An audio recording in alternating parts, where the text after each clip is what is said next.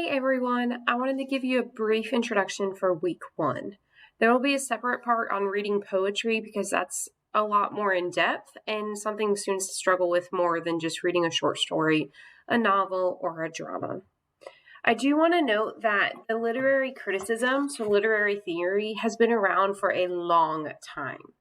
Plato, Aristotle, there are first instances in the West of that being recorded and the idea starting. So this isn't a new concept in terms of how do we think critically about literature.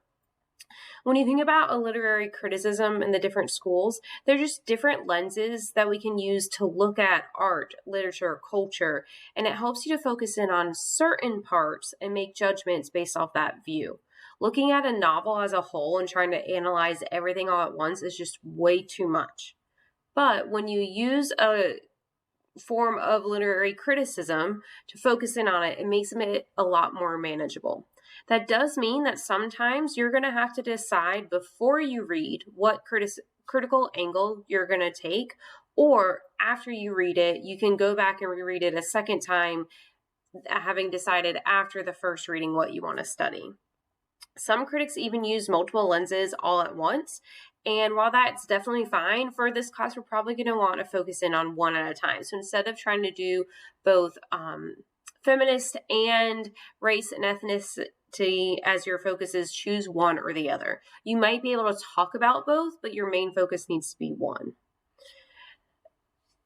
Early criticism did work on establishing what made good art. And when I say art, I mean like any form of art, whether it's visual, written, performance, just what made good art. And they really focused on the fact of, does it teach morals and is this worthy because it meets the requirements? That is not the criticism of today. So when you're using your criticisms, don't focus on this is good or this is bad. It's this is what it's saying about this type of criticism.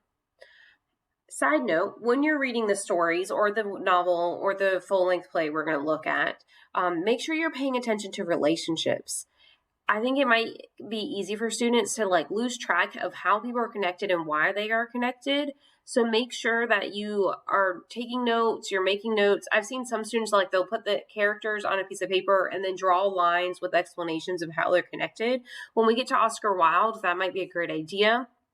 And then also make sure you're listening to your characters. If you get to a spot where they have a soliloquy or an internal monologue or a speech, that's important. They're sharing their inner thoughts and feelings with us. We can learn a lot about a character from what they're saying, whether it's a big piece or a short piece. And also keep an eye out for a motif, which is a reoccurring image, phrase, or character, or maybe even a character type.